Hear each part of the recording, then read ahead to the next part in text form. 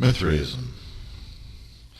In the century before Jesus, a cult was brought from Persia into the Roman Empire, which spread among the soldiers of the legions. Mithraism was a mystery religion where followers were required to undergo increasingly difficult ordeals in order to learn the secrets of the faith and progress to higher levels of initiation. Women were forbidden to participate, and only very devout males became priests of the so-called invincible god, Mithras, who was a lesser deity or emanation, the offspring of the supreme Zoroastrian god, Ahura Mazda. Mithras was considered the slayer of the bull of chaos, the bringer of order to the universe, and the bearer of the light of truth, and was associated with the sun where he lived. Mithras had a male and female Mithra aspect, but was considered to transcend both genders. The Mithraism practiced by the Romans was very different from Zoroastrianism, because Ahura Mazda and the other tenets of Zoroastrianism were replaced by a focus on the offspring of God, much the same as what happened in Christianity, Jesus over Jehovah. Early Catholics transformed Mithras into the Archangel Michael, because the Bible book of Revelation depicts Michael casting Satan out of heaven, just as Mithras defeated the evil monster or bull of chaos.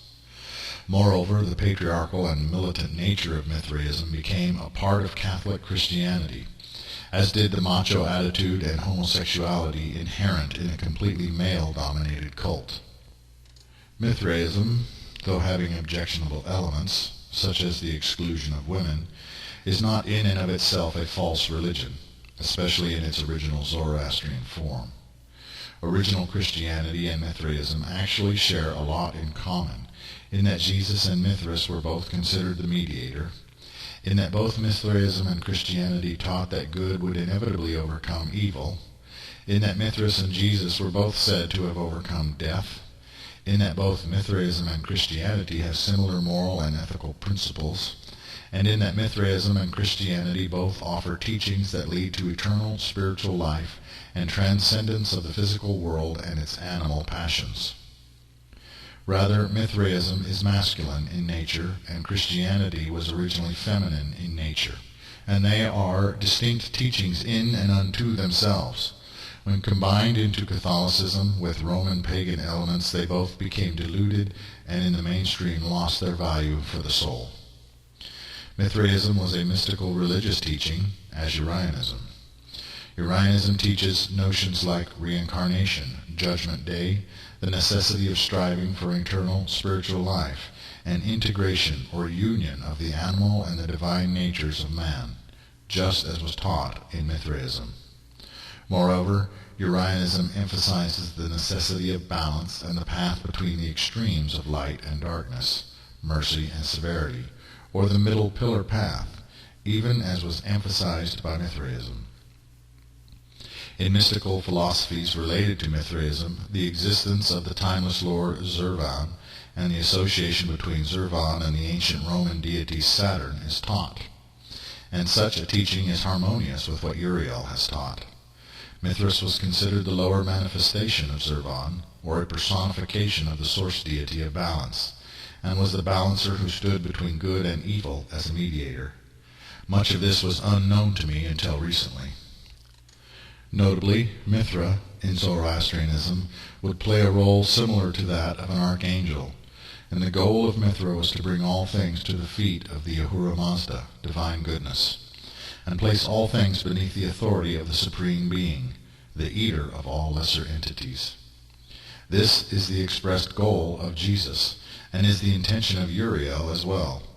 Indeed, though we are told that Metatron was linked to Mithras, Uriel is the archangel of light, truth, and knowledge of God, even as was Mithras. It is my conclusion, therefore, that the parallels are not a coincidence. It is also a wonderful experience for me to find so many parallels within so many different faiths and mystical teachings of the past within this teaching of the present, usually after the fact. Whereas I had basic general knowledge before, only in looking deeper have I found the truly synchronistic elements, and have delighted more fully in the revealings of the Spirit as a result.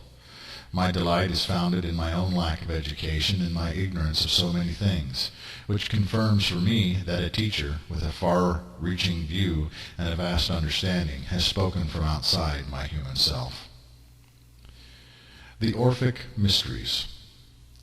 The Orphic Mysteries are related to Greco-Roman man-god or demigod called Orpheus. Orpheus was a renowned musician, according to the myths, that followed the ways of Dionysus Bacchus, Greco-Roman god of wine and hedonism, and was considered an avatar of Dionysus.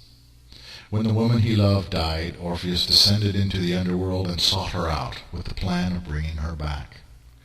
There are mystical elements to the story of Orpheus's descent and return that were taught only to initiates, those who earned the right to learn the mysteries, and these elements were the forerunner of the teachings of Gnosticism. It is my belief that Orpheus attempted to take his own life in order to retrieve his beloved, or knew a method to draw close to death, and had what we now call a near-death experience.